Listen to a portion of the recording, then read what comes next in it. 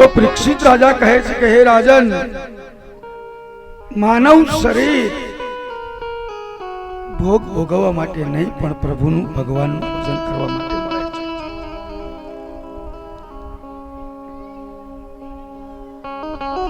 પણ જ્યાં સુધી આપણને લૌકિક ક્રિયામાં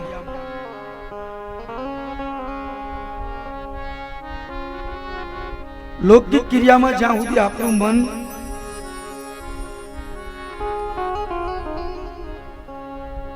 ઠસતું નથી,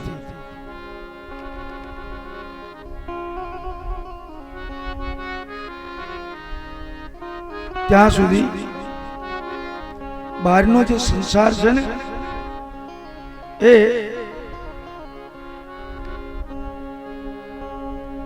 આપણને ભજન નહીં કરવા દે. ખાલી આપણી એકની જ વાત નથી,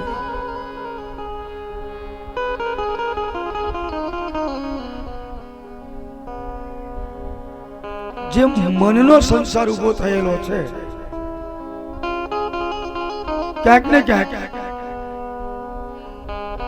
વધુ પડતું ભજનમાં વિક્ષેપ જો કોઈ કરતું હોય તો એ મનથી ઉભો થયેલો સંસાર છે.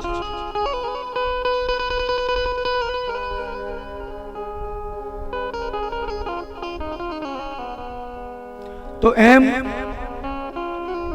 સંસારનું સમરણ એ જ આ જગતમાં મોટામાં મોટું દુઃખ છે.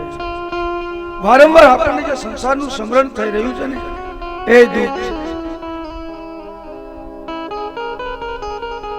જેમ વૈરાગ્ય વગર ધ્યાનમાં એકાગ્રતા થતી નથી,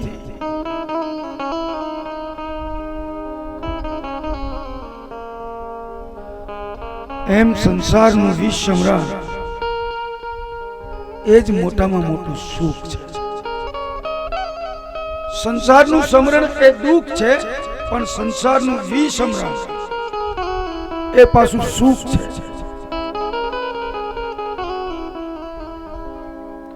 જેમ જ્ઞાન માર્ગમાં મુખ્ય ત્યાગ રહેલો છે, એમ ભક્તિ માર્ગમાં મુખ્ય સમર્પણ છે. જ્ઞાની બનવા માટે ત્યાગની જરૂર પડે છે અને ભક્તિ કરવા માટે સમર્પણની જરૂર પડે છે.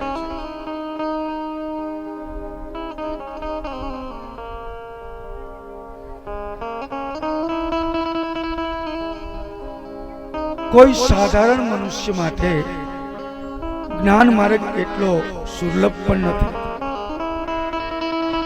એટલો સરળ પણ નથી.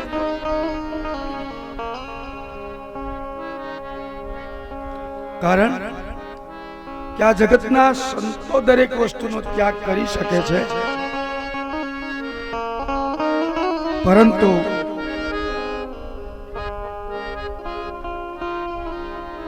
સામાન્ય માણસ દરેક વસ્તુનો ત્યાગ નથી કરી શકતો.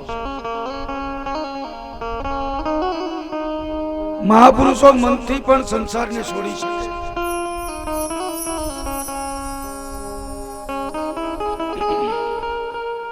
પણ માણસ નહીં છોડી શકે.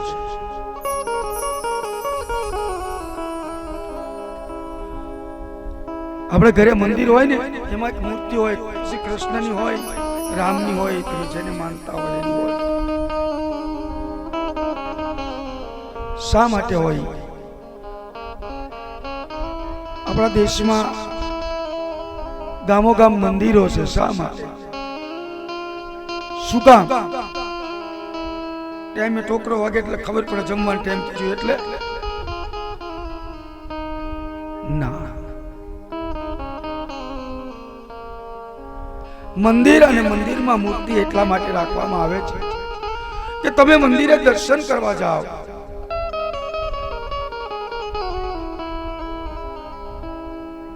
તો ત્યાં જઈ અને ભગવાનના આપણે દર્શન કરીએ ને ત્યારે ભગવાનના એક એક અંગના આપણે દર્શન કરવા જોઈએ. એક એક અંગના દર્શન કર્યા પછી એનું આપણે મનન કરવું પડે, આપણે એનું ચિંતન કરવું પડે.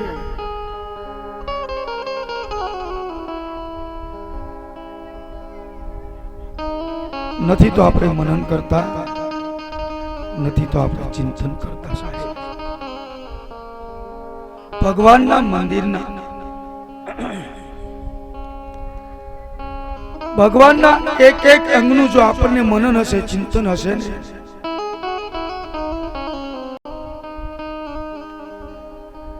તો ભગવત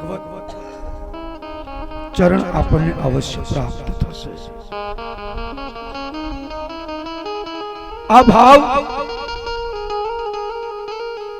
જો આપણામાં હશે,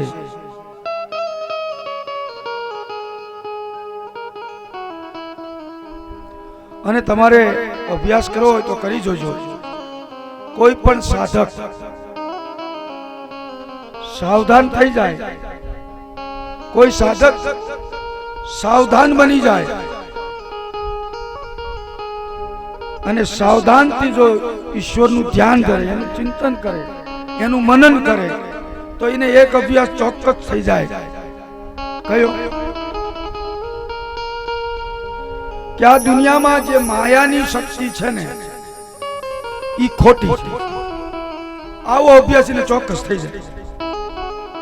પણ કોઈ પણ સાધક સાવધાન બની અને જો ઈશ્વરનું મનન, ચિંતન, ધ્યાન ધરે, તો એક વસ્તુ નક્કી થઈ જાય એને કે આ જગતની માયા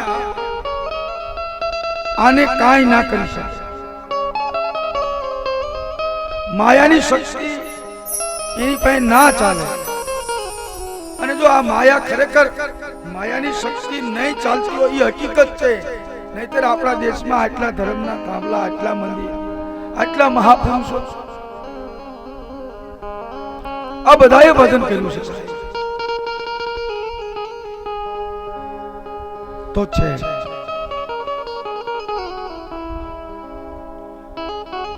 અને એટલું બધું ન થાય તો કઈ નહીં, પણ પરમાત્માનું કદાચ એટલું તમે ચિંતન ના કરી શકો તો કઈ વાંધો નહીં, પણ ધીરે ધીરે એટલું તો કરી શકો ને. જે સંસારમાં છો, જે સંસારના વિષયોનું તમે ચિંતન કરો છો, ઈ થોડું ઓછું. આ તો થાય નહીં, ઓલું કદાચ ન, પણ ધીરે ધીરે આમાં જો તમે સંસારના વિષયોનું ચિંતન ઓછું કરશો અને ધીરે ધીરે ઈશ્વરનું ધ્યાન ધરશો,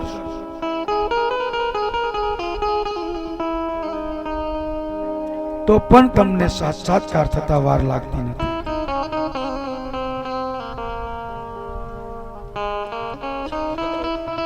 શરૂઆતમાં તમે ધ્યાનમાં બેસો, આંખ બંધ કરો તો ચોક્કસ તમને અંધારું દેખાશે.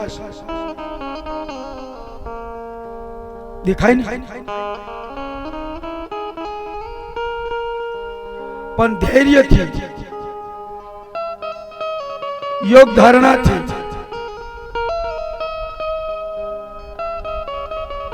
બુદ્ધિ દ્વારા તમે અભ્યાસ કરશો તો ધીરે ધીરે એમાં પણ તમને પ્રકાશ દેખાશે.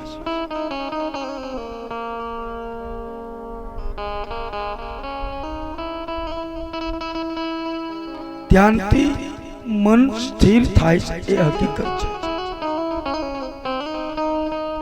બરાબર.